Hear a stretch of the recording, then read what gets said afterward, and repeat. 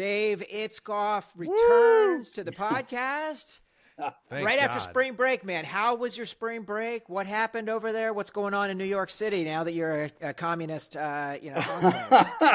We actually we were not. Caliphate. No.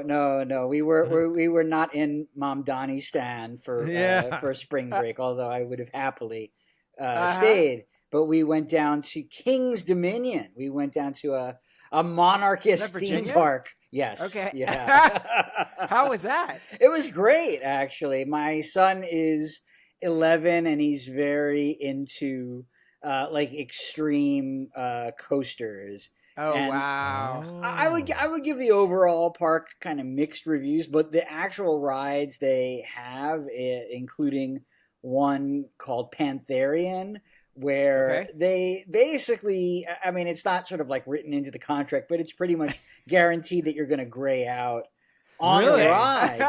Yeah. Wow. Hold on, I gotta look up this Pantherian right now. Yeah, it drops you like you get up to, I think the maximum height is like 350 feet, something like that, and like the initial descent. Holy shit! Look at this fucking thing. Yeah, there's like a really massive like initial descent, and then it like whips you into like a really hard turn, and it's on the turn where you black out. People used to actually black out, and they had to like make some adjustments. Yeah, it's like being choked by a loved one. I wouldn't know. I'll take your allegedly. word for it. Allegedly. No, it's actually, I mean, it is fairly like gentle. I'm surprised they would let anybody under the age of 16 on the ride, because it's more of just like a kind of like floaty, head feeling for, if you really get all of it, maybe like 10 or 15 seconds. We did I always think it's interesting when they have like those like super old rickety ones. So it's like, it's not that it's like so crazy what they're doing, but you just assume death is imminent because this ride is like 80 years old or whatever. I think actually it's the modern coasters that are a little bit more intimidating, because the old ones, they've just run forever, and there really there's kind of a ceiling on like how frightening they can be and what they can do. But the modern ones, they're like, one assumes there's a little bit of science behind them, that they have like, I think we're already kind of reaching the threshold of like what you can realistically do with a coaster before people like genuinely start getting injured. So when I did Tron with Sam, that one was like, when it takes off, it is so fast. The acceleration, you just feel it in the pit of your stomach. You're like, ugh. Yeah. They had a couple like that where it's not just like, if you're used to kind of like the slow pull up the hill, it's not that anymore. We don't need that. We don't need that anymore.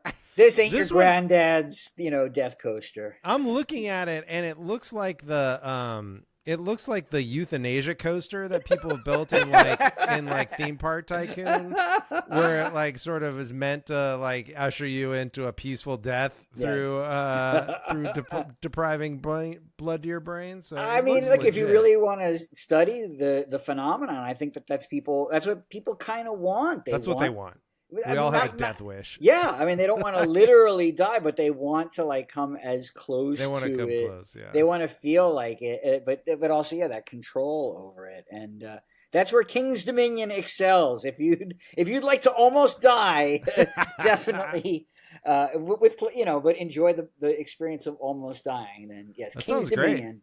It's a great way to spend your spring break with an 11-year-old. I'm glad you had a good one. I'm glad you had a great spring break. Thank you.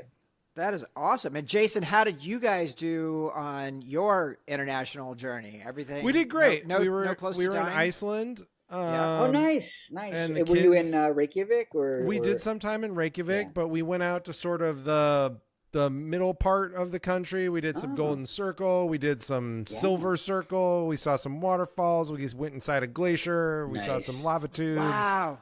Kind of saw we saw a pretty good chunk that was at least what a 5-year-old and a 7-year-old could take, and they were great troopers. Kids did great on the trip, really liked it. We had a great guide. Shout out Yon. And how long were the hikes and whatnot? Like we weren't hiking super long. Like it was like sort of more, strolls around a glacier. Yeah. We did some, we walked into a glacier like ice cave, and like that was like an hour long kind of stroll in there with crampons and everything. But it was an adventure, so they were okay with doing it.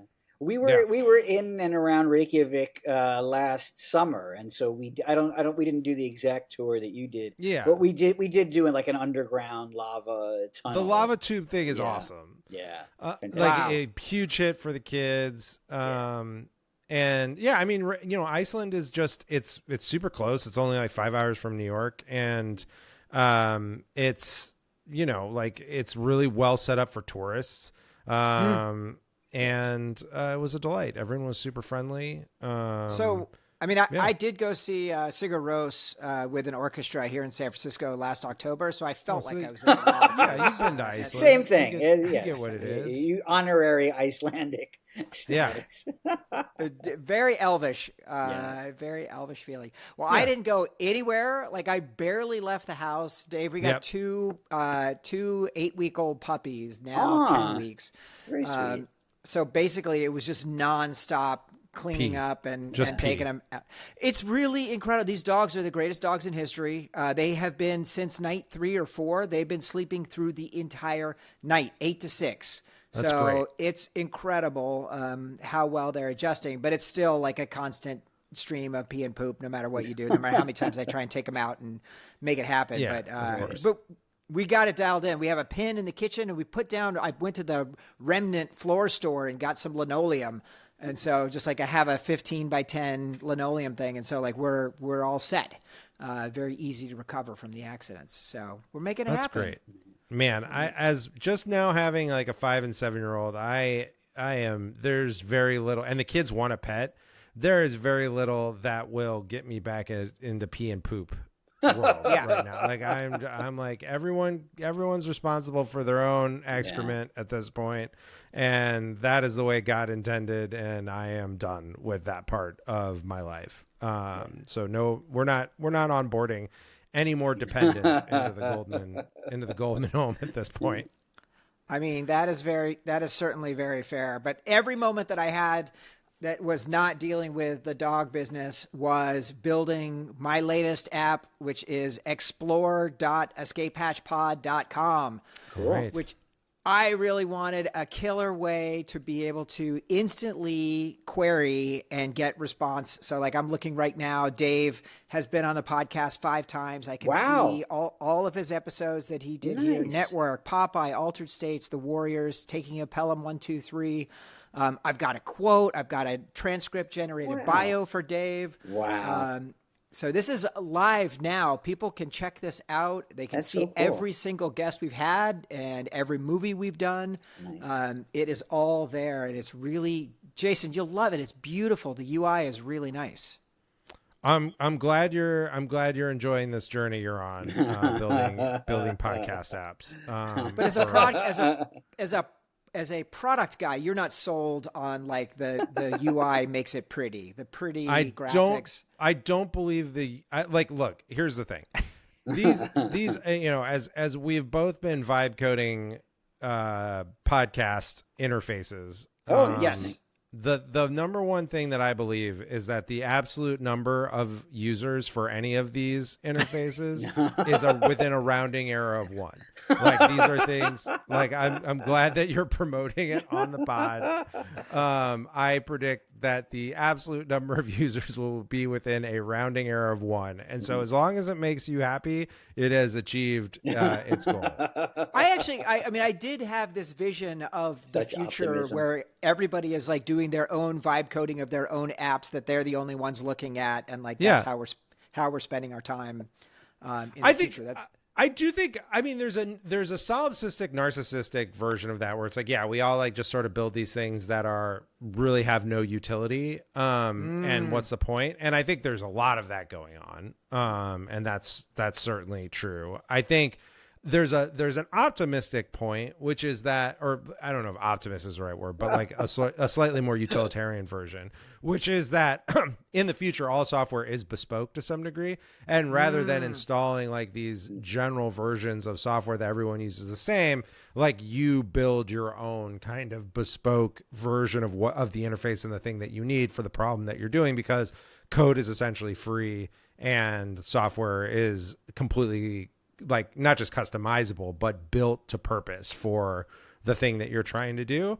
And there's a lot of problems with that world, like namely operational security and interoperability. But I do think it is what is like likely to happen, at least in the short term, because like, we can all kind of have our own version of the productivity app that we need to do. It's a cool way to think about it. Yeah.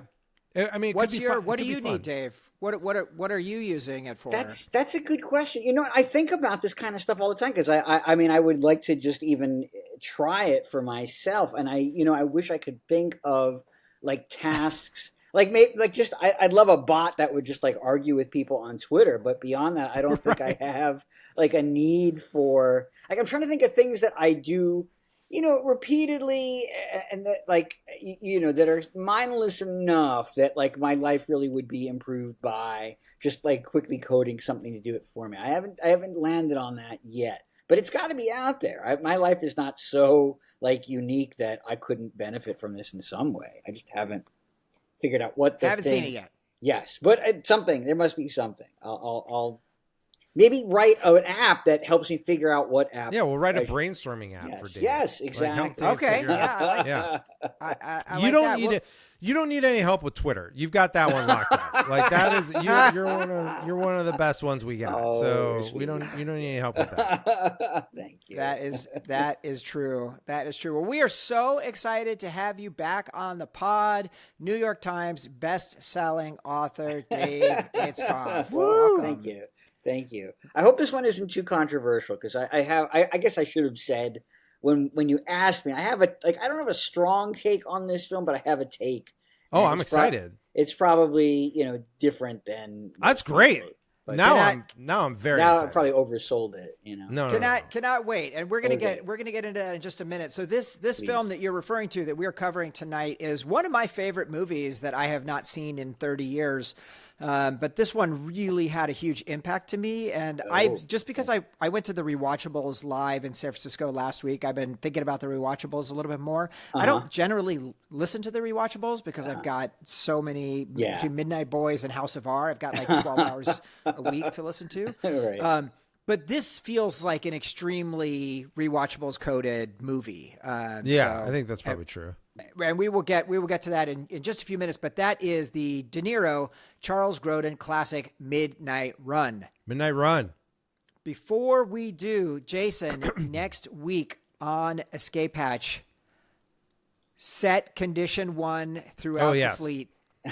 We're going there, dude. We are doing it. Finally, the Battlestar Galactica miniseries. I'm so excited. Wow. Here's a fun fact. Because I had something on the order of like 18 or 20, like almost like 24 hours of flights in my last week and a half, I've watched ahead several weeks of the pod now. Like I am through next week and the week beyond that in terms of having watched the films that we are about to cover.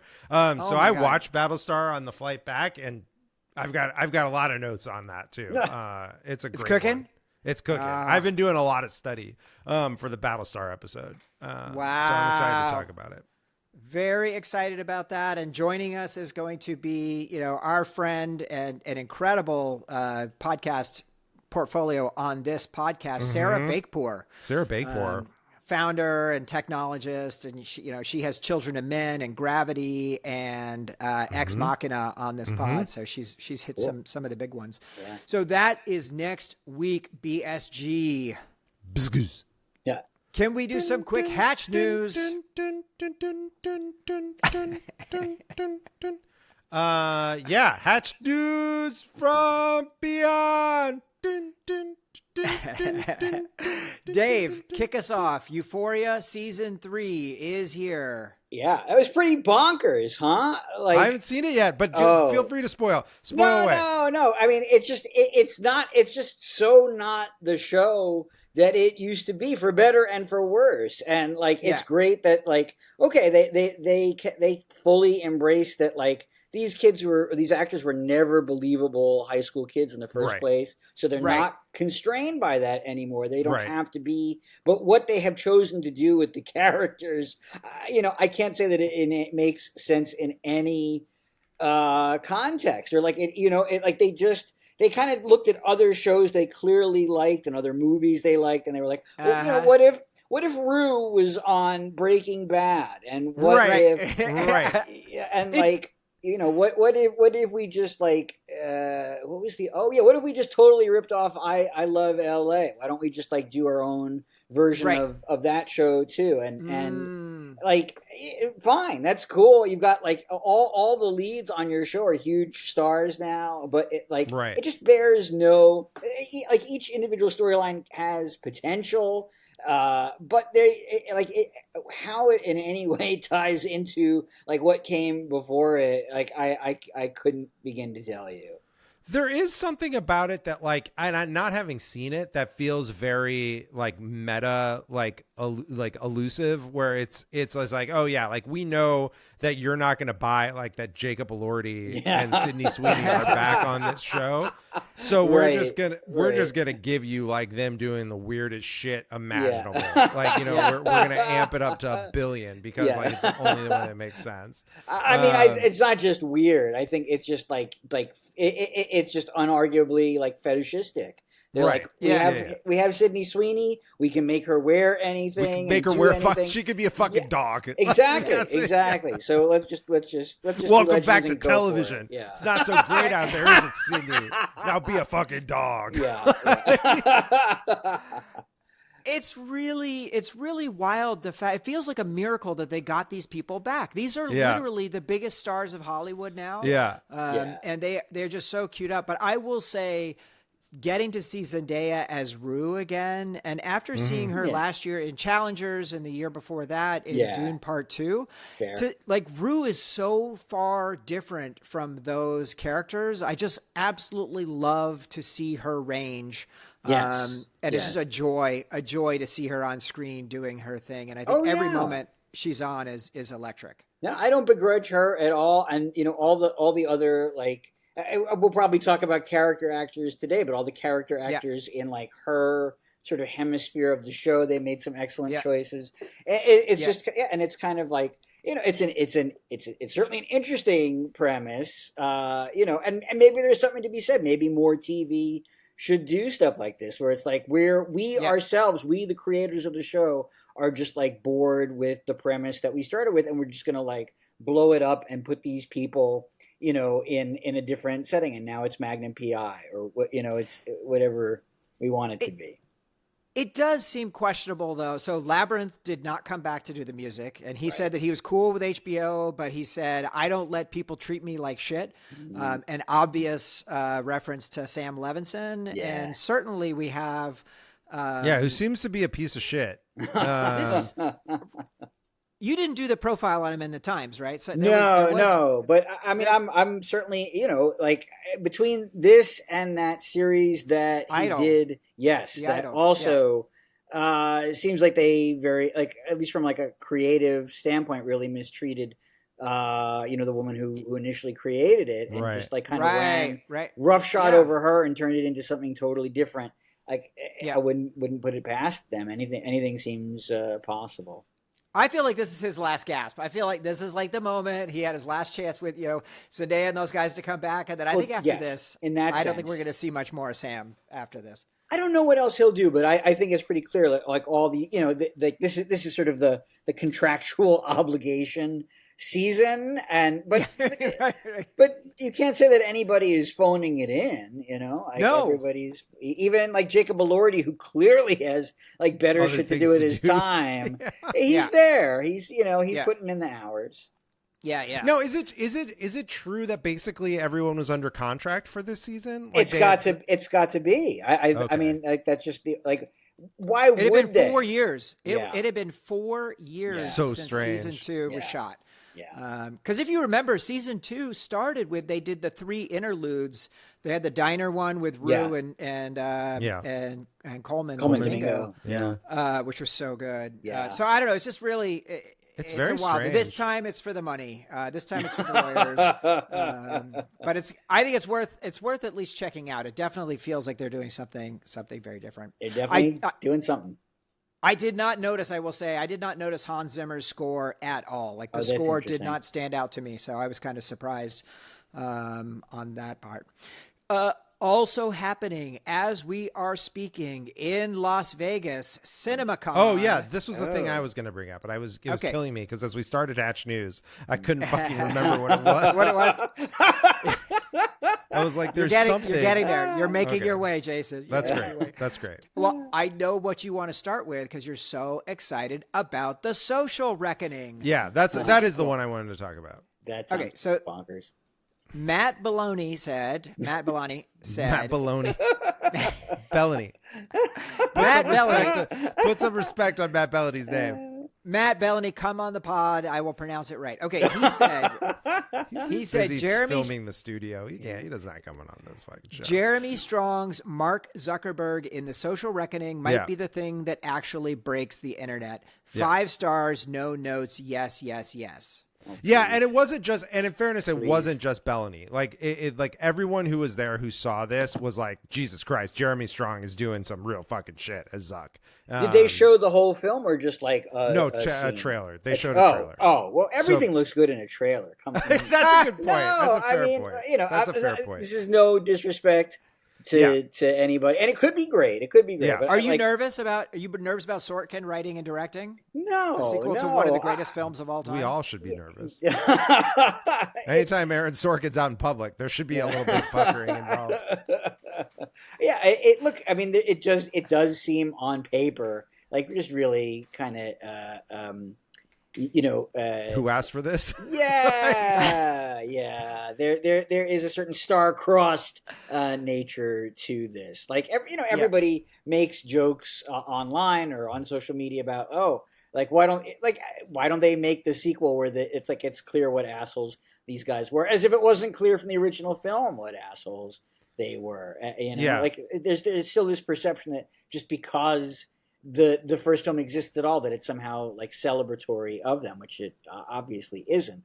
But yeah, I don't see even with another great Jeremy Strong is always great, but I don't see how that is going to justify this. I love that. I love that critique. I think mine is that I'm very sort of anxious about this. Sorkin makes me anxious just generally because there's part of Sorkin that appeals so deeply to me. And then there's the other half that drives me into a blind fury that lasts for months. And I do, I assume we'll get both in this. And then you couple that with the Facebook of it all. Yeah. And my general problem is folks who've listened to our social network episode will know is that he doesn't hate Zuck for the right reasons. He doesn't hate this company for the right reasons. And I'm very convinced that this is going to be another retread of that same flaw because it's based on the Frances Haugen memoir and the whole whistleblower thing. Yes. And it's like no offense to her, and the decision she made courageously to come forward, be a whistleblower, all that. But it just all of that feels so overtaken by events at this point. It's it's like, yeah, man, I don't know what to tell you. Zuck's at UFC fights and openly kissing a fascist ass at this point. We don't need leaked documents. We've got the facts. We've got the facts. We're also past social and onto we're past AI at this point. Yeah. So it's why? Who cares about Zuck right now? Yeah. I would like for us to just pause for a second and say we want these billionaires to be taken into account. We want them to be held responsible for the technologies that they're making and the businesses that they're doing. But we do not advocate people firebombing or we're against shooting firebombing. Nothing. Your point is always consistent on this, Jason. Nothing good comes at the end of a gun. This is not we're how against firebombing. Yes. Yeah. This is not how we want to solve these problems. So please, folks, get out and vote and like let's get legislation. Can't vote against Zuck, but we can hopefully have some good tech policy. Also debuting Beyond the Spider-Verse. Yes. So, Yes. So, which people Gordon also Miller, were hyped for. Yes. Now that I will totally, you know what? I'll totally buy into. I'll completely contradict what I just said earlier. If the trailer was good, I'm sure it's going to be amazing. The trailer was good, baby. People loved it. That's what I heard. That's what I heard. Cannot wait. This is the first one where they're doing premium format. So IMAX and whatnot. So this will be incredible. The art looks really good. Yeah. Late breaking hasn't happened yet, but Dune Part 3 premiere stuff is today. So that'll probably be like some more footage, maybe a bigger trailer, whatever. But that's gonna be quite exciting. Oh, I didn't know that. They're showing a trailer? We don't know what they're doing. They're doing something. Look for dear friend of the show, Matt Caron, who works for Nerdist and is the Dune fanatic of all fanatics. Will be, I'm sure, having some stuff to summarize it tomorrow. Great. Also, supposedly on Thursday, you have the big Avengers Doomsday presentation happening from Disney. So will we finally get a trailer? And Dave, how are you feeling about Doomsday? You know, I'm gonna see it. I'm 100%. It could be 2.5 hours. What an endorsement. I will see it. Talk about damning with faint praise. Yeah. No, of course I'm there, but you know, again, like. I love Downey. I love him in everything. I don't want to see him play Doctor Doom. There's 20 other dudes that I would have. Do you think loved. he really will be though, or do you think it is like a big head fake? It's a head fake, right? No, I wish I wish they were that sub rosa about it. But it's he's not going to be like alternate Tony Stark, and it's not honestly I think they really biffed it by not setting up the character better in Fantastic Four. I thought that that was such a cop out, and that already it seemed that already they're kind of like they're just doing a disservice to like the legacy of it, and he's never been like portrayed properly on film. So there's space for it, but I just have like too many kind of butterflies in my stomach, too many tea leaves that I wish I could read differently. Do you feel like it seems like for X-Men, and they announced the woman, the guy who did Beef, and the woman who's one of the co-showrunners on The Bear is writing the new X-Men movie. They also wrote Thunderbolts. And so it sounds like we're going to finally get a fully recast X-Men that we can start over again, which I think is good. And I'm hopeful that at the end of these two Avengers movies, we will have a fully recast Avengers cast and we can begin an entirely new era without, aging characters. That's my hope. I mean, that was kind of the goal of Endgame also. And I think the lesson they learned is that it's not, you can do that in comics, but it's not really, you can't even really do it in comics. Right. Yeah, and people definitely don't want to do it in movies. They don't really want like a great character and a great role like put out to pasture. Like James Bond is maybe the only franchise that's ever been able to kind of do that to successfully, and Marvel is just way too like continuity based and like everything has meaning. You can't do what the comics do where they just pretend that like 20 years of history never happened. Yeah, we're just gonna retcon like the first 20 years of our films. People they're not gonna feel kindly.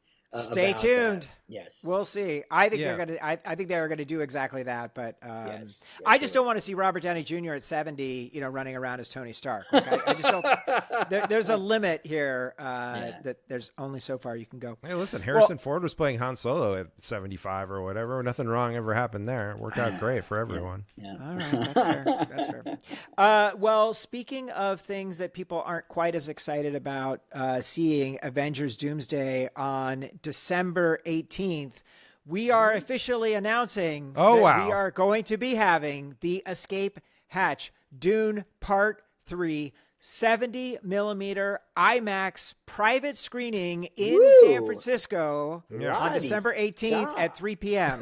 La-di-da, that's right. Yeah. Boom. We're Dave, you're spending invited. your Patreon Thank you. dollars. Thank you. We're So investing your Patreon dollars in Amazon. So if I can get myself out to San Francisco, I can. You will. That's have all a you seat. got to do. You will have a seat. That's sir. the easy part. Sure. Yeah.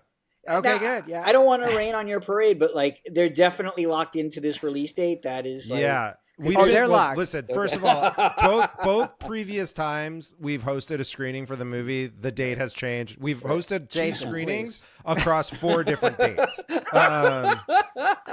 So and we paid deposits definitely- on all of them. We definitely, we've sorry. eaten deposits on all of them, and so we definitely could just get hosed sorry. again, and probably will.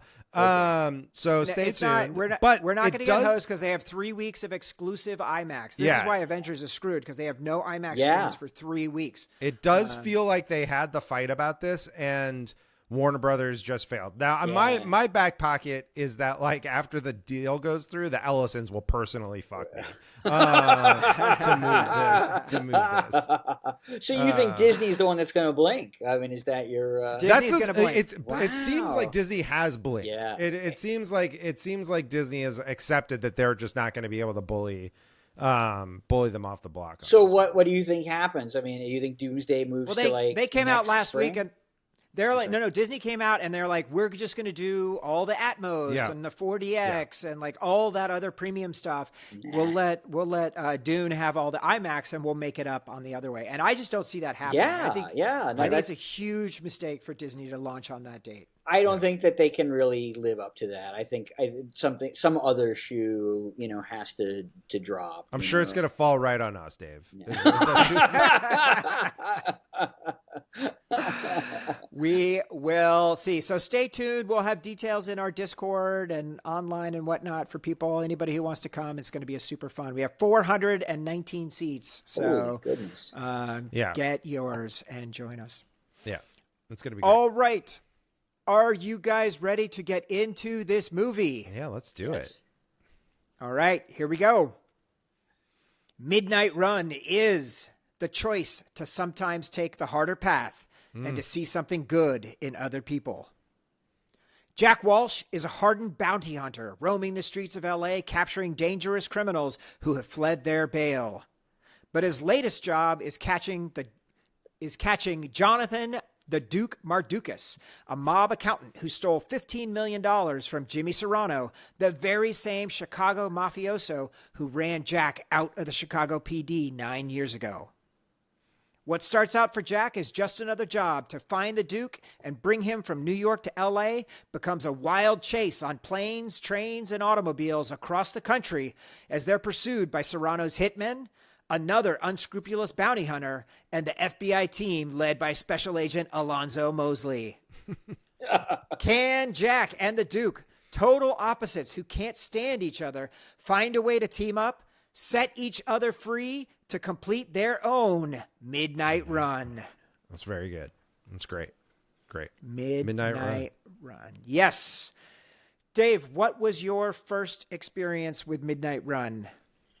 I wish I could pinpoint it. I know because I saw Beverly Hills Cop in theaters, and yet I know I didn't see this one in a theater. I don't think I was actually introduced to Robert De Niro until many years later. So this must have been, like a home video, or a cable TV. Right. It just happened to be on. Maybe even, like network TV, mid-afternoon airing with commercials, whole scenes edited out. I don't have like a formative experience with it. And, part of my relationship to the film, I guess, is that like the cult following around it is just kind of surprising to me because I didn't, I didn't get like, I don't really have that kind of early attachment to it. Okay. All right. Very good. How would you describe the cult following around it, Dave? Like, how have you encountered that? Passionate? Yeah. I think, well, it's, people that like, who just like with any other kind of phenomenon like this, that, if somebody starts to quote from it, somebody else quotes from it. Right. And then they're kind of going back and forth and everybody has, the people that like have attached themselves to a certain scene. It's got a lot of like that guy type actors in it. Big time. And so that, I think, like if you liked, Dennis Farina in this, you probably have like 3 other movies, or Joey Pants. Like Jackie Brown. Exactly. Yeah. You've got like Out of Sight. Yeah. Yes. And I mean, Out of Sight, I think, owes, and I don't even think in a way that is like subtle or trying to hide it. I like, like a huge debt. To this. Maybe is a better movie than this. But sure. I mean, I think it has kind of like, written itself on the fabric of Hollywood, and like this is, it's in some ways it is kind of the quintessential like buddy film. This really is like the template for it, and 1,000 other ducks and fish out of water followed in its wake. True story. Jason, what about you? What was your connection here? I watched it, right? I watched it for the pod this week. Yeah, okay. I had never seen it. I don't really know why. It's not like I love Beverly Hills Cop, and like I love, sort of the time period of films that this comes from.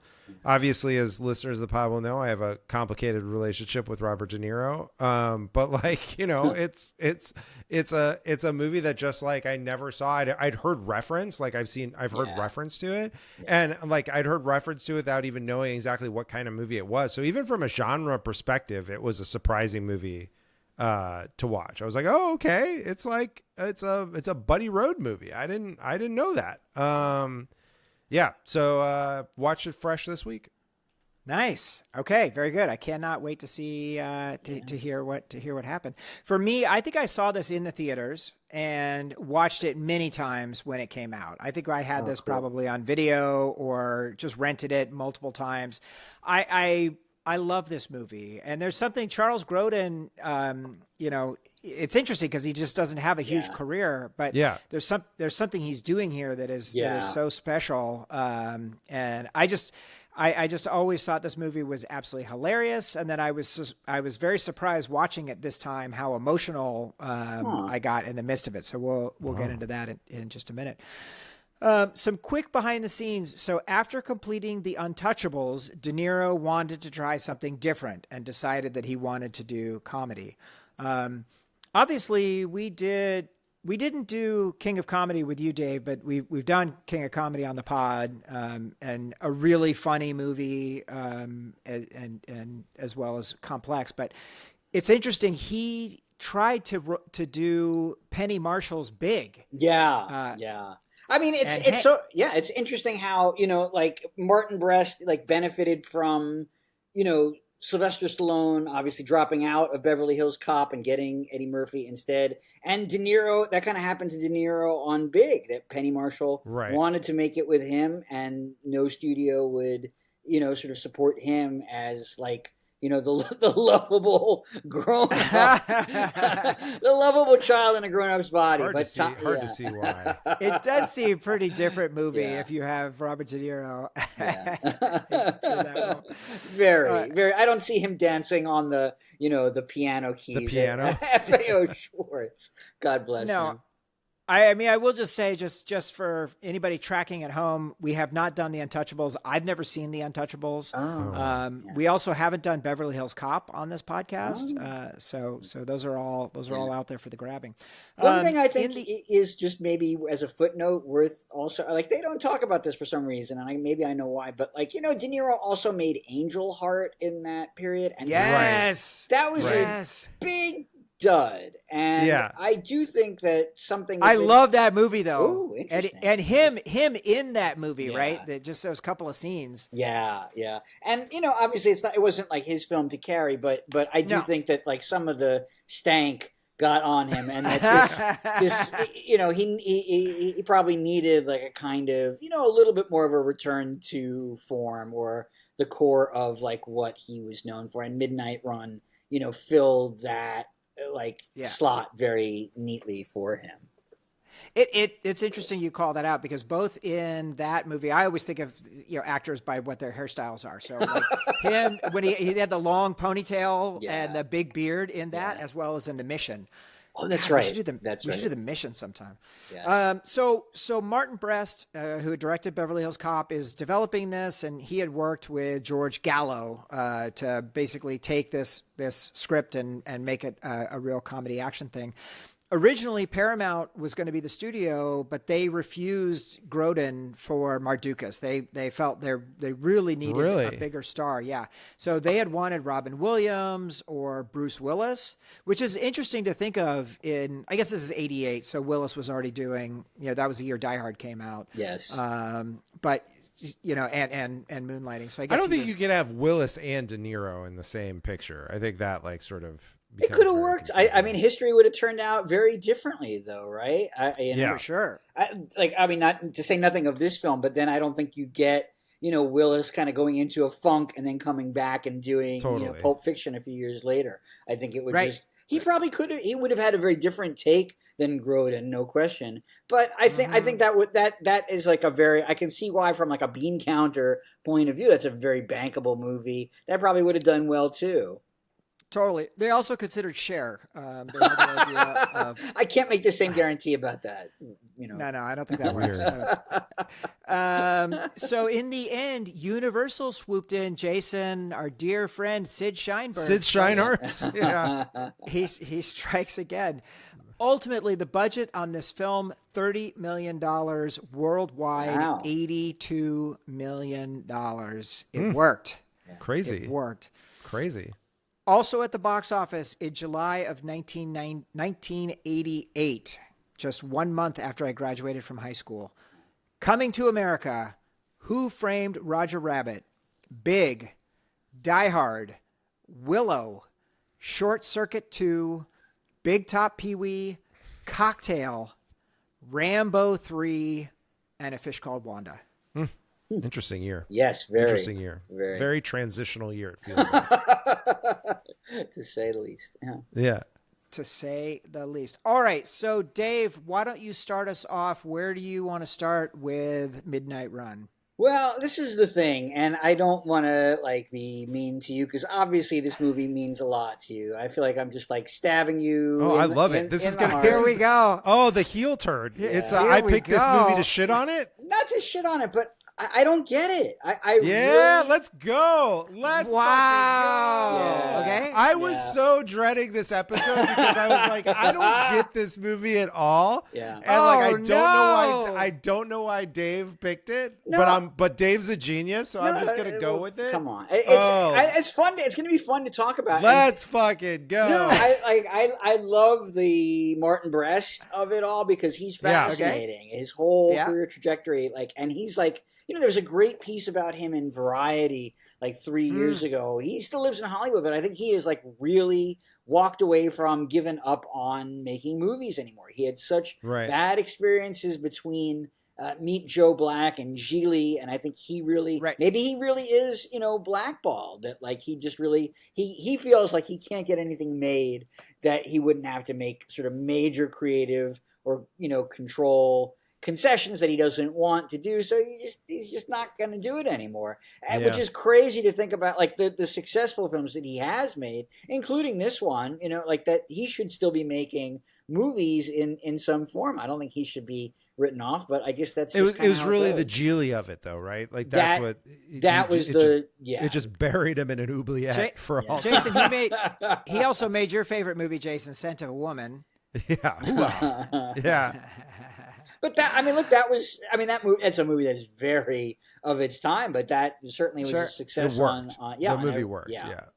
Oh, wouldn't get made today for all obvious reasons, but in its day it worked. And then just it just his trajectory just does a total 180, just up and up and up, and then straight down. Yeah. And that this as a component. Yeah. It could it doesn't seem to happen like that anymore, though. I mean, you see people take big swings and really strike out, and yet they don't just get completely drummed out of the business in the same way. We somehow can't get Jared Leto out of a job. It's like perfect counter example. Yeah, it just like fucking won't go away. No matter what he does. Masters of the Universe is going to change all that, though. I feel quite certain. They're like, we don't even want to see your face, man. You're not. That could be anybody under that mask. So in that sense, it's fascinating, and anything with De Niro is always great to talk about and chew on. But this one. So your first point is this movie sucks. That's your first. No, point. you don't. But say more about. I'm just kidding. Say more about the parts that you don't understand, because obviously, the part you've said, you've talked about the parts that the breadth of it and like sort of the general form that you do like. But where does it lose you? Yeah, well, I just find that it is a very kind of rote version of this type of film, and it's basically doing the same thing over and over. That.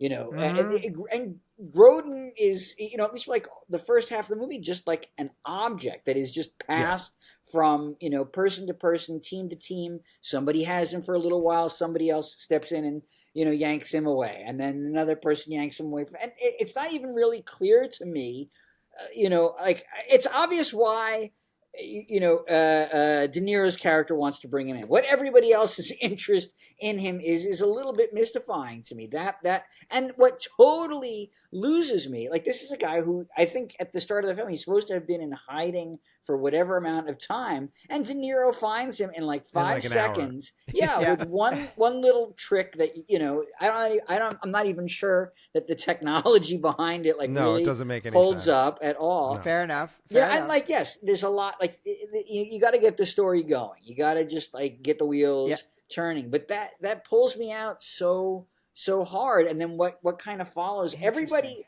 All the performances are great, and it's got way better people in it than I think it kind of deserves, and that's what makes it. But as a story, and even as a the relationship between De Niro and Grodin, I'm not totally sold on it. There's not really, they survive stuff together.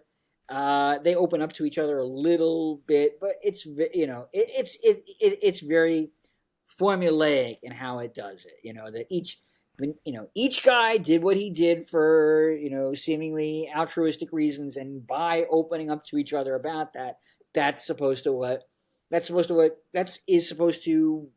why they bonded for whatever reason. I don't quite buy it. It doesn't quite come off to me. This is great. My first point was that Grodin is a cipher in this movie. So this kind of works well for me, because I was like, what is he almost reminded me of sort of like a Being There character or something. I was like, is he going to be is he going to be revealed to be like some holy idiot or something?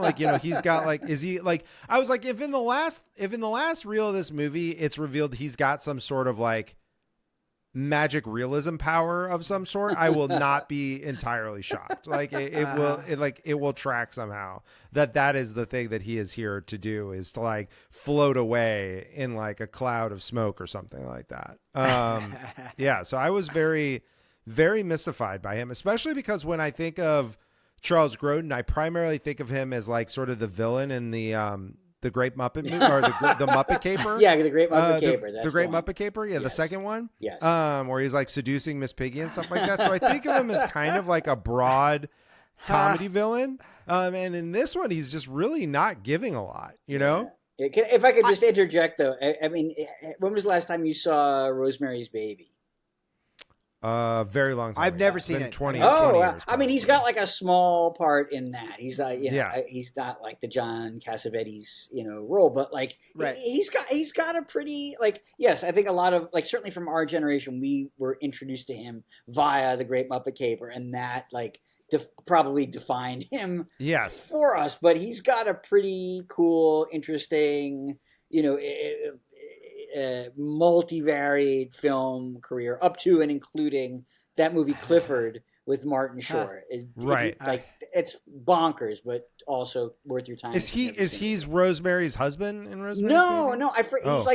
He's either a doctor or real, just a kind of guy who in passing. But it's just really cool to see him in it, and he's same kind of low key guy low-key, that he always is, but he fits kind of right into that world in a very in an uneasy way that works for the film.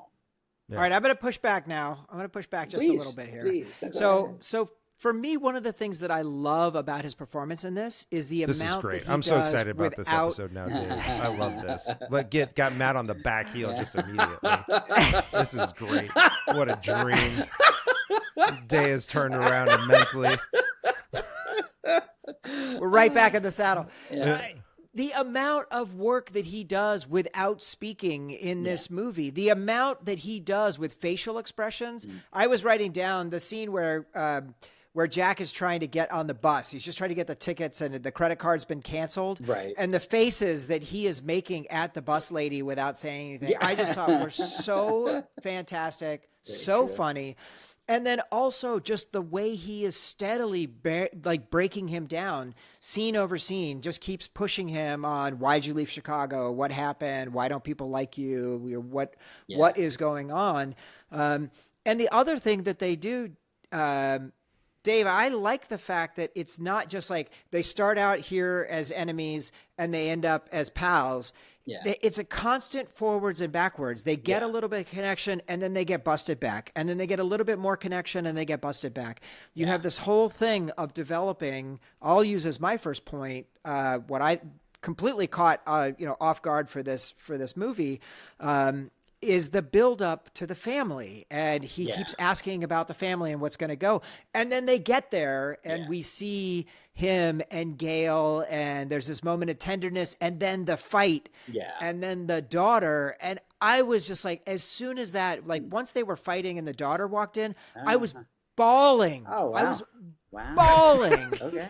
No. James like, oh, geez. No, I mean... It worked so well for me, and the crux of it at the end of the scene as they walk out of there, and this music is playing, this incredible music Mike Danny Elfman is playing. He walks out and he takes him to the car. He opens the door. The Duke gets in and he lifts up his coat and makes sure that the coat is in before he closes the door. And it's this moment of showing that there's an element of caretaking. He's thinking about him in a different way now because he has brought him to this point where he's been able to have some connectivity with the family. For me, that really, really worked from a writing standpoint and the trajectory of these two characters on this arc. I loved it. Powerful. Yeah, no. Listen, I'm just as excited to hear somebody articulate what makes this work for them, what makes it so endearing to them, because it is. I feel like that gap or that distance for myself. Like I want to be invested in it in the same way that its fans are, and I would love to be part of that culture around it. I'm just not. I guess it's not going to happen at this point, but it is very satisfying to still hear from somebody who cares that much about it and explain why, because I am a little lost on it. It eludes me in that way, but I don't like this viewpoint is very valid and very satisfying to hear. How do you feel, Dave, about De Niro as a comedic actor? What's your take on what that? Makes that work, I guess, to the extent that it does in this film is that he doesn't have to be sort of ha-ha funny. When you see him do the kind of bad grandpa movies now, and you're there is a little more, shtick. He is mugging for the camera in some way, but in a way that he's never asked to in a film like this. He's the world around him is comedic, and even though it's sort of life and death, that these two guys basically have, plot armor. They're never going to get, really seriously harmed.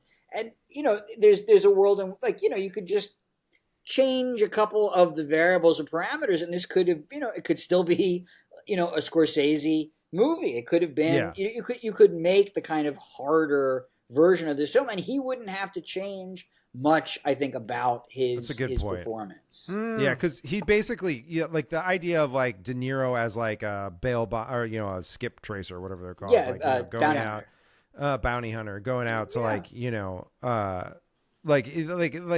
a Scorsese character with very few edits. Yeah, totally. Yeah. Yeah, and yeah. Well, I mean, my first note was just like Jesus De Niro looks amazing. Like I love him. You know, he looks great. He's like trim. He's looking good. Prime era, totally. But yeah, in that first scene, and he just like takes out his cigarette as he's getting ready to crack this guy's door. He just puts the cigarette out in the carpet. He just tosses it on the floor. Guy does not give a fuck. But the competence porn, Jason, this is almost like whatchamacallit related. You know, like his police connections, the phone freaking, the lock picking, counterfeiting.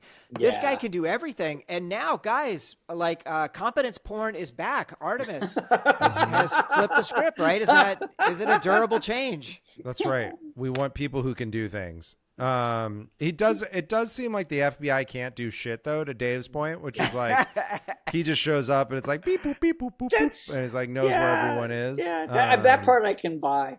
I don't mean to like if I'm jumping ahead, please forgive me, but I think no, go. The real MVP of this film, I think, is John Ashton, who is like the shitty bounty hunter or the not nice bounty hunter, and he part of what he does, I think, is kind of help place De Niro in the world of bounty hunters, that like you don't have to be an asshole to do this job. Ashton is that guy. He maybe is good at what he does, but he's also a piece of shit. And De Niro, at least, you can, but through the contrast with him, you already have a sense that like De Niro's character has a conscience, and he's if there can be such a thing, an ethical bounty hunter, and that I think that performance of Ashton's, I think, really helps De Niro and gives him some context. What a choice by Brest or whoever preceded Brest in making this choice to like look at Ashton and be like, that man should be in the pictures. Yeah. Like that is the face that should be on the silver screen. Let's see what the kid could do. For the most part, his he always, I mean, the character he played in Beverly Hills Cop was kind of his archetype.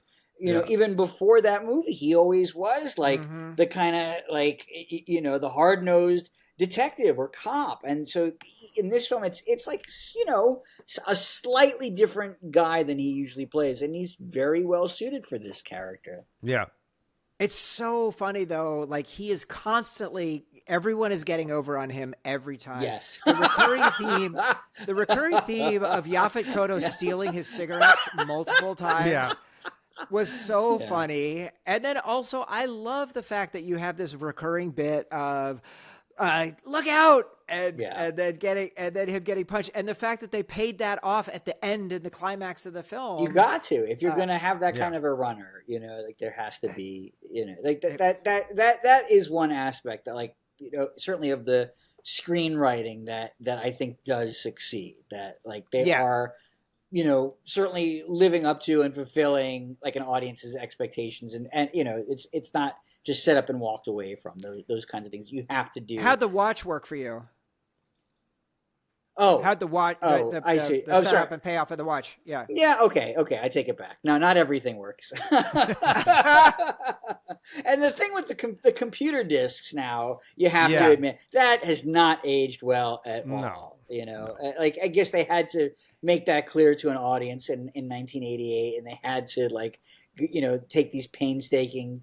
But even just when you see them, like that aspect of it in particular, I think has just not time hasn't been kind to those elements, I feel.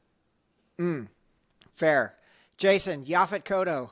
6'3" Yaphet Kotto. He looks like, for some reason in this movie, he looks way bigger than in Alien or in any of the other stuff, or in the Bond movie, which less of which we talk about, the better. But yeah, he's 6'3". He's gigantic in this movie. I mean, De Niro's like 5'2" or whatever. So it's like, there's a reason why, but really surprising height and a great actor.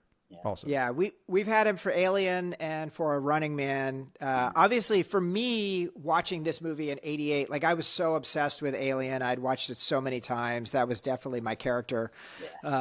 but we were only, I guess, 7 years out or 5 years, something like that, out from getting to Homicide: Life on the Streets. Yeah. And just an absolutely iconic performance there. Let's keep hitting the list quickly. Philip Baker Hall as Serrano's attorney.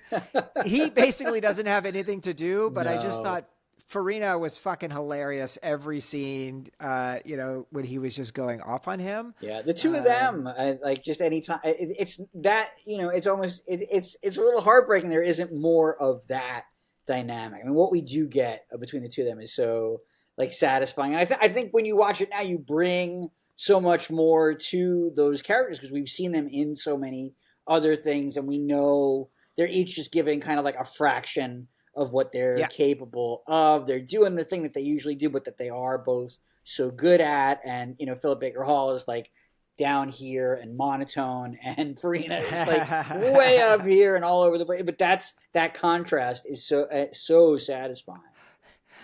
Farina is just like a legend in this. Is this dummy number one? Put on dummy number two. I'm gonna stab you in the heart with a fucking pencil. Joey Pants. Fantastic in this movie. Again, not nearly enough. Like there should have been way more.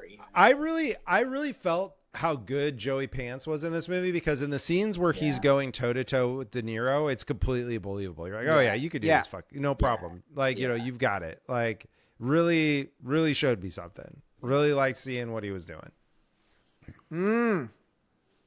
Jason, what's your next point? Well, just to continue. The Grodin of it and me understanding him primarily from the Great Muppet Caper. Like there's a degree to which this movie is the Muppet movie, the original Muppet movie. Like it is road trip. Yeah. It's a road trip movie. Like, it's like it's like an unlikely pair out on the road, like getting into misadventures. Like, it would be very funny. Right along. Yeah. You could totally recast this with the Muppets and you just have to, exactly. Like you have to see them, like each of them has to, like Gonzo has to be somewhere. Gonzo's Joey Pants. Yeah. For sure. I think Fozzie is Grodin and like Kermit. It's Kermit and Fozzie as the two-hander. Yes. And like it would be like what? Like it would be like Doc Teeth or Animal as the other bounty hunter. Yeah. Maybe Doc Teeth. Yeah. Like. It really sort of writes itself. Totally. That's such a great point. Yeah. And they go from like, they go into like the desert, like, which is like, it's got like sort of the same, like kind of like multiple biomes of America thing. Yeah.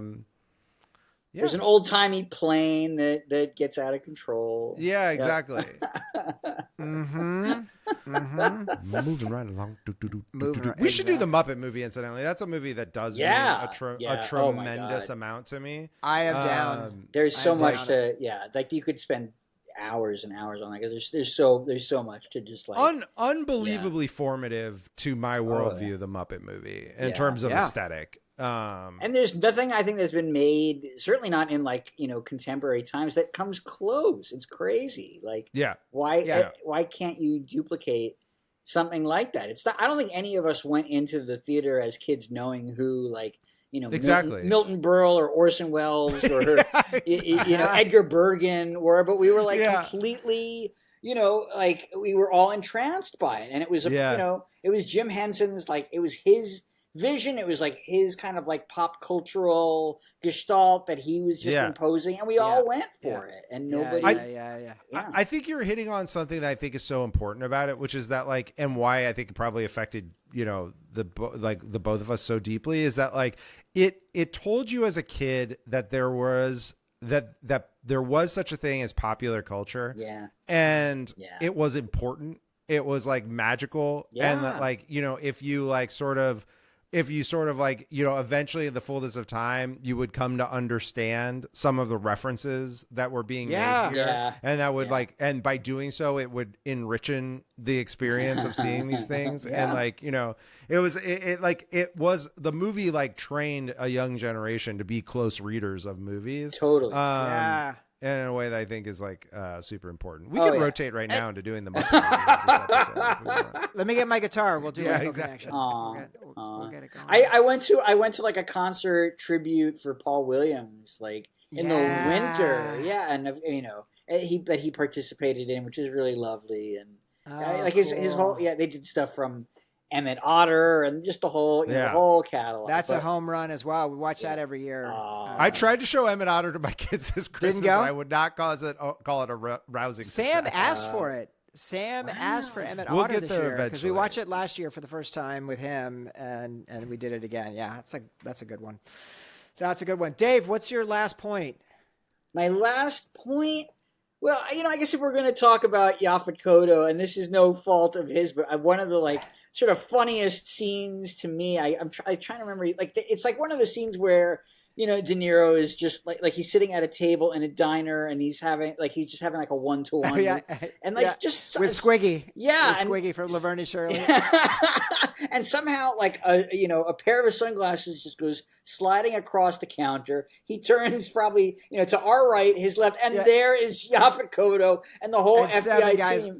And they just all entered silently. And this is the first that he's noticing of any of them. It's so you can only do that in a movie, but it doesn't really it feels like at that point the movie's almost kind of laughing at you. He only just noticed them now. Sure, why not? Yeah. Right. No, that definitely that one didn't work for me quite as well. So. Yeah. We have reached consensus on that. I also my last point was I just love the idea of kind of a classic 80s comedy action film. And so the shootouts and the car chases definitely made me say Blues Brothers when I don't know why we haven't done Blues Brothers, but that just seems insane to me. But the stunt coordinator on this, Glenn Randall Jr., he went back to doing stunt work in Ben-Hur, Planet of the Apes, Little Big Man. Continues to be out there. I'm dying to do it. I'm afraid to do it. But no, you totally, and it also, yes, there are aspects of it that are a little kind of politically incorrect now, but it's totally worth your time. And it has that really sweet, intersection now with the Holdovers. So, it's do it. It doesn't have to be me, but if you do it, let me know. This ties into things that didn't age well. Was my last point was the smoking in this movie is out of control. I felt a lot of smoking. For 1988, I was like, come on. By 1988, they knew there's smoking on flights and smoking people just blowing smoke at each other's face, smoking in cars with the windows closed. I was like, how did anyone live like this? Are you saying that Big Tobacco was secretly pulling the strings? Yes, somebody was pulling the strings. Yeah. That is what I'm saying. This was not organic. Yeah. Yeah, I love it. I'm not going to eat breakfast. I'm just going to smoke cigarettes. They're trying to sell that. My last point is Deacon's Award for Outstanding Excellence, the score by Danny Elfman. This is wild. I have not ever really been aware of this in his canon. So he, Oingo Boingo, obviously, through the early 80s, then does Pee-wee's Big Adventure, Beetlejuice, Midnight Run, then Batman, Simpsons, Flash, Edward Scissorhands, Night Before Christmas, Mission Impossible, Good Will Hunting, Nacho Libre, Terminator Salvation, and Zack Snyder's Justice League. And he still got it. I saw him in concert last December. Did he take his shirt off? He's shredded. Yeah. He's shredded. He's looking great. You got it, flaunt it. Amazing. I just have a couple. Let's see. I just have a couple of honorable mentions. I felt like the security was pretty lax on the train. You just give out people's room numbers to anybody. It's pre 9/11, baby. They didn't know. Have you ridden Amtrak, recently? It's not too different, really. Yeah, they're going to let you through. The verisimilitude of that was that didn't bother me so much. Yeah. Okay, fair enough. I love the litmus configuration bit where they're running the number of those guys, and the manager Red, and his name is short for Redwood. His name is Wood, and Grodin is desperate to try and make any kind of connection with this guy, and it's just an absolute zilch. There's no way to get there. I thought that was so funny. That is it that to me. I don't know if that was intentional. It seemed very much like an homage to 48 Hours, which I thought is perfectly permissible and they should be kind of tipping their hat to because that's what this is kind of trying to. It is, yeah, to it be. is referencing. Yeah, or just like build upon, like build upon. Yeah. Like give props to your slightly elders, your older sibling. Yeah. I only saw 48 Hours once, and I have no memory of it whatsoever. Yeah, that one I'm not sure if it holds up either, but I mean, Eddie Murphy Denise is like Crosby's topless in it. Yeah. That's the most important. That's thing the one thing I remember. It's the only thing I remember. But also, wasn't Eddie was like 19 or something? Yeah, when he did that? very young. Yeah. Like he totally carries it, on his young shoulders. But yeah, that's the moment that you fall in love with him too is like him having to go into a bar or into a situation that like he shouldn't. It shouldn't be able to handle, and he just suddenly like finds his, as you were saying, competence. Like he is able to like bullshit his way through it. Yes. Yeah, totally. Amazing. Well, the question now before us, gentlemen, who would Tilda Swinton play if you had to recast one role in Midnight Run? Oh man, that's a tough one. I have an initial thought, but it could probably. So Martin Brest has a cameo in the film. He is the ticketing agent when John Ashton is trying to buy his plane ticket, and he's like smoking at the ticket counter, and the agent sort of absently asks smoking him, or not smoking. Or not. Yes, so that's Martin Brest in this film, but I think that's who Tilda Swinton would play in the contemporary remake. Nice. I like it. Jason, what do you think? I think the Yaphet Kotto part. I think she could. I think she could do the FBI business in this movie. And in my imagination, Tilda Swinton is also 6'3". She might be. I don't think that she has a fixed height. She doesn't have a fixed height. She changes based on season. It's morphing all the time. I'll go with Joey Pants. Like, let's get her, losing it on the phones. A lot of phone great acting. Haircut on Joey Pants in this movie. Amazing, yeah, amazing. Yeah. And I like the money in the sock as well. That's a very smooth move. Guys, we did it. Can we do some quick voicemails? Sure. Let's go. Okay, we have a couple of voicemails here, starting with. This is your brother, Animal Mother. All right, Animal Mother. Joey, I gotta ask you something. Did you shampoo my wife? Oh, how can you ask that? I'm your brother. Answer the shampoo in question, Joey. Did you or did you not shampoo my wife? Why don't you go shampoo yourself, you stupid paranoid mother shampooer? Good job. Hey, that was very good, I must say. Hello, animal friends and animal lovers. The legendary Bobby Money is always himself, but always a character. There's a working-class wariness to his mug, with dark, clever eyes and an air of smart-ass resilience, like an old Little Italy street pooch, enduring your lovey-dovey bullshit to steal your calzone. Here he hops through planes, trains, and automobiles with Charles Grodin, Miss Piggy's lustful pursuer in the great newspaper. The nearest exasperation with the fuzzy chatterbox he drags across the country turns into a nice bit of male bonding, and it endears him to us when he chooses friendship over profit. He's a good fella after all, just don't expect to get to know him better all at once. There were some good-looking chickens there, Jack. Have you been pleasantly surprised by the character of a person against your first impression? Thank you all. See you in LA, and get the chance you felt the ambience. I'll see you in LA.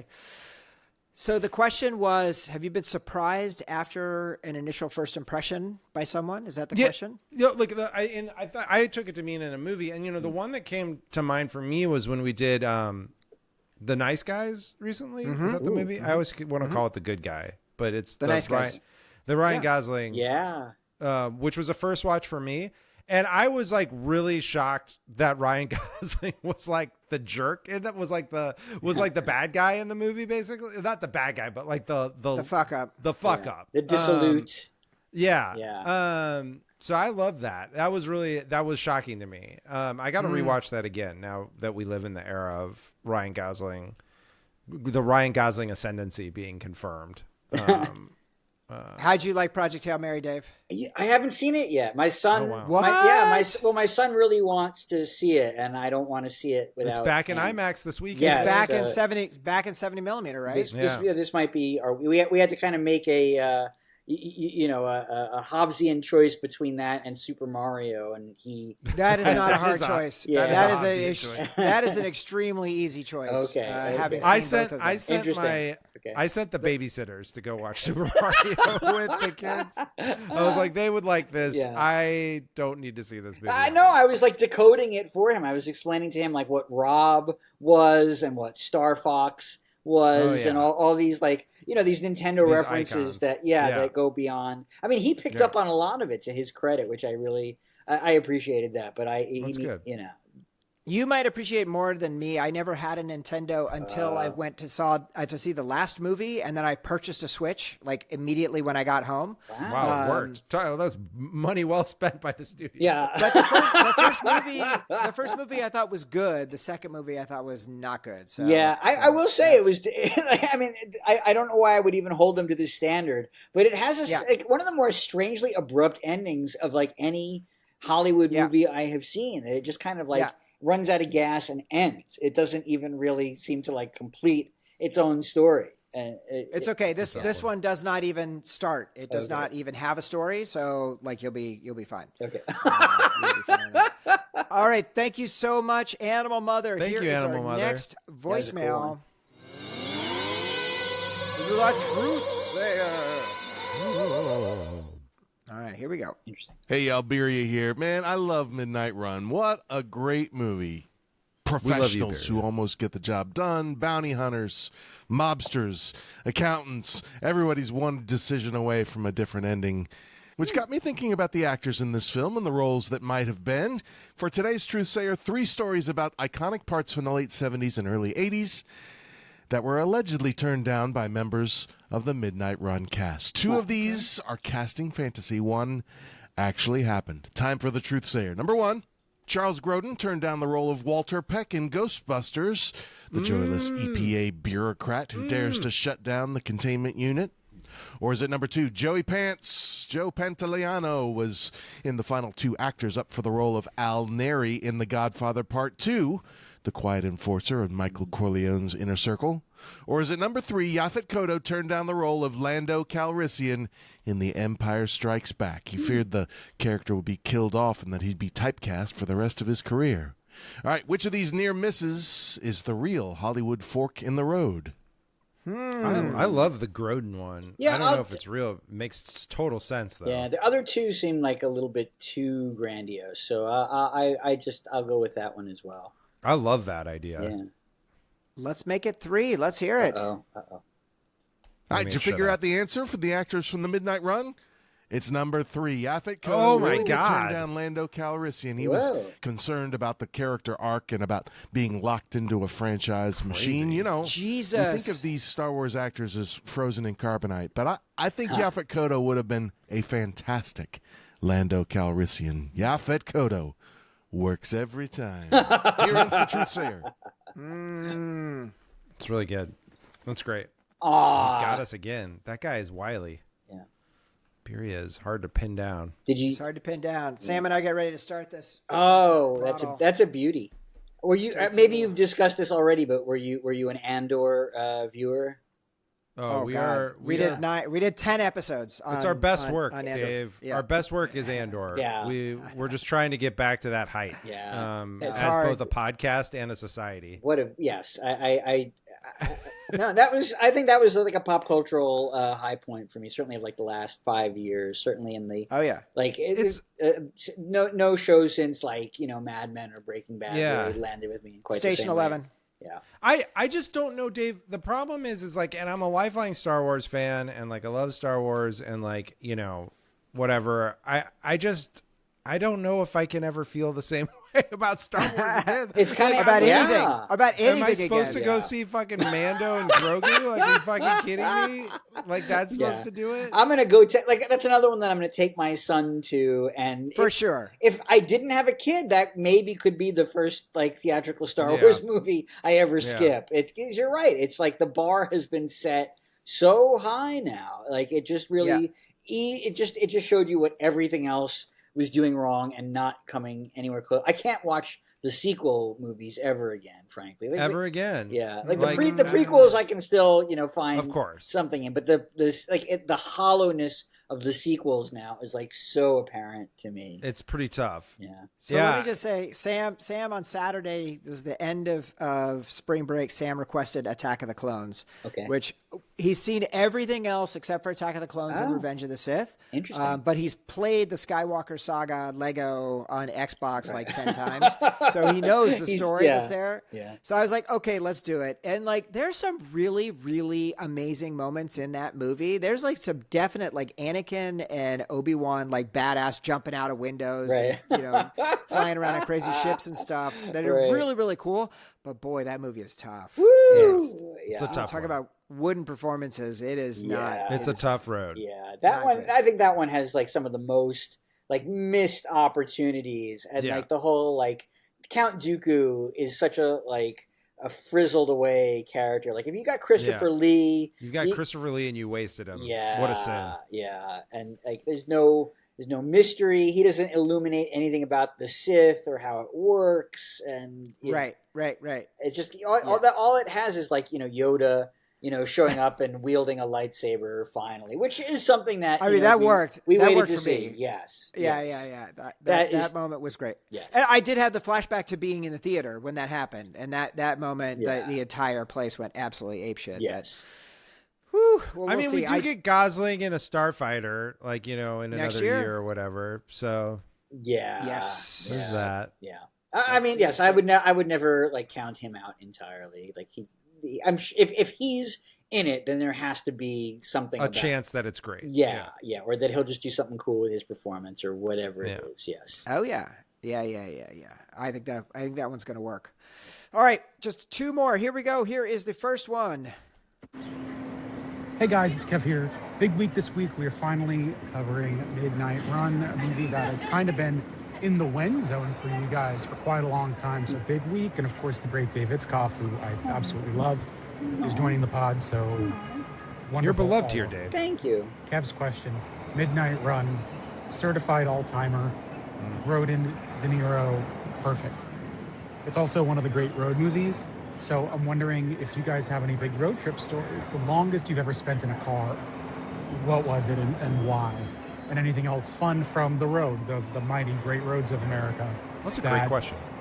At one point brought us all together, of course, before devices helped link us all together to make us realize that we all hated each other. All right, so that's the history of America. Road trips. Have you taken them? Any good road trip stories? I think that's it. I don't think I have a lot. As you can hear, I'm here in Astor Place. It's loud as hell. I don't drive a lot, so I'm wondering what you guys have to say. Peace and love, and I will talk to you all next week. Yeah, it's an interesting... Once again, it's Kev's questions. I mean, first of all, shout out, respect to the thesis of the question, which is that, the Eisenhower interstate highway system was built primarily to allow the transportation of intercontinental ballistic missiles. Oh, but as a side Really? effect... Wow. Yeah, that's why it was built. But as a side effect, helped, bring us together as a people and enabled, interstate commerce at levels never before possible. And then only to be replaced by cell phones, which turned out to be the true nuclear device for destroying fair enough. The modern world. It's a really respectable thesis. I've got a bunch of fucking road trip stories because I grew up in the middle of fucking nowhere in Missouri, and you had to go places in order to get anywhere. An early one was we drove from St. Louis to Aspen, Colorado one summer for a family road trip. And I remember distinctly on the way back, Kansas takes 8 hours or something to get across. Kansas is incredibly long. And I just absolutely lost my shit because there was just like nothing. Like there was just like nothing out there. Obviously, this is pre-phone. This is like even before, this is like pre anything. Like all we had was like a couple. What were you listening to? We were listening to on repeat the soundtracks from Phantom of the Opera and Miss Saigon. Jesus Christ! Literal days. Days of not that. A good road that trip won't soundtrack. Work. Yeah, that won't work. Real tough one. Yeah. Real tough one for everyone. So yeah, that's one road trip story. What do you guys got? I went to Graceland when I was a junior in college. Yeah, kind of a classic American road trip. It was like spring break and very spur of the moment that like I was on campus. There were a couple other guys who at the time, like we kind of knew each other. We were kind of, like we weren't like the best of friends yet. It was really nice that like we were acquaintances and it had affinity and we were all around and we were like, well, we got a week to kill. What should we do? And like one of the guys, his parents lived in like the Virginia area. So that was kind of like a midpoint or a way station for us. We stayed at their house the first night. Then we finished the trip to Memphis. And yeah, Graceland like was exactly what we were hoping for. And it was great. It was kitschy and it was also really kind of reverent and we had a blast. And I love traveling with my family now. And I don't think I'll ever like totally recapture that like the specialness of that trip, but it's still fun as hell always to travel, with my own kith and kin. Love that. That's super cool. The one that jumped out to me was when I moved back from Minnesota to California. This was in January of 99. We left at 11 a.m. I was driving back across the country with a friend of mine who was my ex-wife. She was my wife at the time, her ex-boyfriend, who we had become really good friends. And he was like, yeah, I'll ride back with you to California and then fly home. So we take off and we start driving, and I'm driving, and we're gonna go to like North Dakota or something and then stop. We ended up just like driving. It got till like 8 or 10 o'clock. We're like, let's just keep going. So we just kept driving and then driving. We ended up going all the way to Salt Lake City. I drove straight like 15 hours to Salt Lake City when I finally passed out, and then he took over driving the rest of the way. So we drove straight 22 hours from Minnesota to San Francisco. And it was brutal. And then it was over, and I had like completely missed the opportunity to like road trip and really enjoy doing it. So I need to fix that. I need to do some real road trip inspection. Yeah. Take the family out, see what happens. Can you like just like road trip and then like stay at nice hotels where you're going? I mean, it's not illegal. Yeah. No, I honestly, I don't, I will say that like, as an old man now, like the romance of just like showing up at like a Red Roof Inn is kind of worn off. Like you really see those places for what they are. And there's nothing wrong with like, spending a couple more bucks to like be in a place with like a lobby and an elevator. It's okay. There you go. All right. I like it. Thank you so much, Kev. Here's our final voicemail.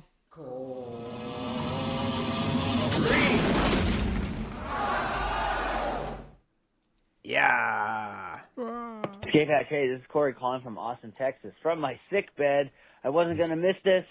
I'm not bad. It's just kind of a cold, but too sick to go to work. So anyway, laying here watching Midnight Run, which I used to watch all the time on cable. I love this movie. It is fucking hilarious. I knew Corey would love this movie. You don't often think of De Niro being in really great comedies. I know he's been in some, but this is like the kind of De Niro comedy I like, kind of this action comedy. I wish he would have done more of this. I think he did one with Sean Penn called We're No Angels that wasn't very good, but I need to revisit it to see. This one is fucking excellent, though, and Grodin is fucking amazing. Man, Grodin, growing up, he was in, like, Incredible Shrinking Woman, Seems Like Old Times. He was in so much shit. He was everywhere. And he's just got a style that I really like. Sorry, I'm a little out of sorts on some cold medication. But it's a ton of fun. Martin Brest also directed, Beverly Hills Cop, like 4 years before this. Solid. Just fucking solid. Can you believe Danny Elfman did the score for this? Like, do you think this was hard for him to write, or like did he do this in his sleep? Like, I know he's a professional, but like this is some crazy comedy action comedy music. It's so good. Anyway, I love everything about it. Yaphet Kotto, the casting is fucking phenomenal. Farina, Joey Pants, like everyone's just fucking killing it in this. Who would kill the split and play?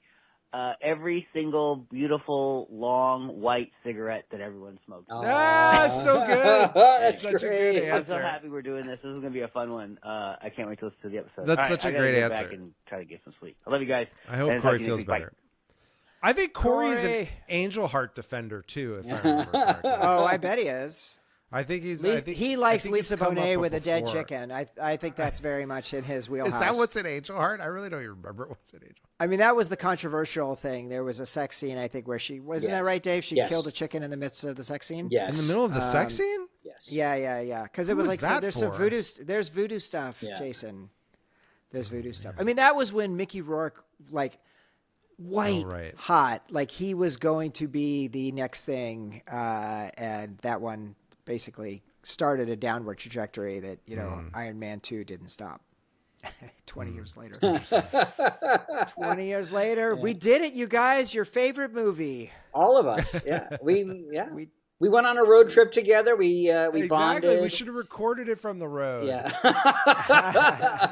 All of us on our car phones and Oh man, like I'm still jet lagged. We just got back on Sunday, so I am still like pretty jet lagged. And like I was up at 5 again, and all the kids, the kids were up at 5. Everyone was up at 5.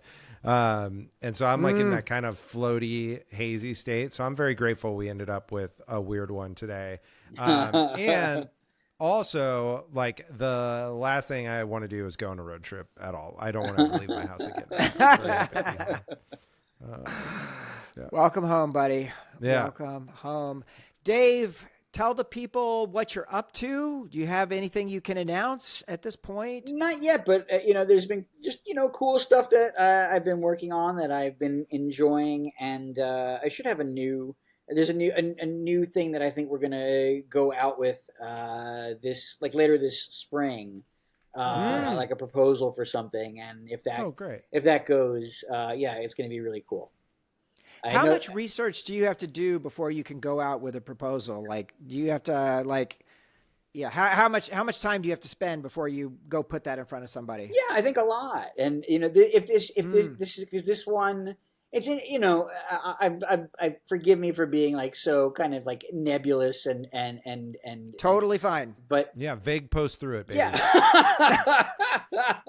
I got approached about something and we thought we were going to do it. And then it led to something else that was like, I think exponentially more interesting. And that's great. That kind of, that necessitated like immersing myself in the subject matter a little bit longer and writing a real proposal as opposed to just kind of like, handshake type agreement. But it's been really satisfying. And if it works out, it's going to be very cool. This is great. I'm glad we are finally getting the oral history of Rogue One and the official record of what was happening and why Tony had to come in and fix it. So I wish that were the project. Maybe that will be the one after this. I'll squirrel that away some. Okay. Yeah. All right. We will stay tuned and look forward to your return for Little Big Man. Please. If you go that route, I would be thrilled to talk about it. That's fascinating. Amazing movie. Jason, what do you have to plug, my friend? I got a couple things. It was Coachella weekend last weekend. Nine Inch Noise, who I saw in San Francisco, but they had like the blow up set. They had a big set. Nine Inch Nails had a big set, which was very exciting. But Fatboy Slim performed. Yeah. And he had a mashup that is kind of consistently being taken down, but you could still find it in various places. At one point during the set, he mashes up Underworld's Born Slippy with the Killer's Mr. Brightside. Oh, cool. Okay. And it is like, I think the most for an old raver brain, it is like designed. It is, again, the euthanasia roller coaster. It's designed to like sort of usher you into death You grayed out for 15 seconds. Yeah. It's pretty strong. It's pretty fucking strong. So shout out to him. Shout out to Fatboy Slim. Spotify, this constitutes commentary and fair use on that clip that I just played. Thank you. Yeah, good luck. By the time you go to edit it, you may not be able to find it. Thing two, another music note, and we've talked about it in the Discord. This fucking viral band, Angine de Poitrine, that went viral for their KEXP, you seen these guys, Dave? No, the black spots, black with the white spots. I'm not familiar. I'm learning something. Right now. You should look these up. They're two. We don't know if they're women or men. There's been a lot of analysis of their feet to try to conclude, because they perform in like full costumes, full polka dot masks. It's a drummer and a guitarist. The guitarist plays a double necked bass and rhythm guitar, and they like live loop the tracks. And the guitars are tuned microtonally, so there's like 24 tones on the guitar, and they play, all of the songs are like in weird math rock time signatures, and changing constantly. Yeah, and it's so effing good. Like, I'm not a math rock person at all by nature. I mean, I am like an IDM person. I love Aphex Twin and Square Pusher, and so this is like sort of that intersection of like jazz and math rock where it just like activates some part of my brain that enters like omega theta state or something, where I'm just like, I listened to they only have 12 songs. There's only like 2 EPs. I listened to the whole thing like basically on repeat, and like pass out on the plane, and would just occasionally wake up when like I'd fart myself awake or whatever on the plane, and be like, what's going on? And it's so good. I started playing it in the car ride to school, and now Juniper's been asking for it by name. Whoa! Which is a real like she was like, play the one with the drums, and I was like, yes, let's play the one with the drums. Sick. I think it's great. I need to show it to Sam. Highly recommend. Very cool. Yeah, well, that's on my. It's going right to the top of my to watch. Yeah, just watch their Angine de Poitrine, the KEXP. Video performance. Just start with Sarniez. Or whatever. That's like the second track in that performance. Okay, cool. Yeah, that's the it should be easy to track down. Yeah. Really, really freaking good. Thank you, everybody, for watching. Thank you for listening, everybody. And we will see you guys next time. Peace.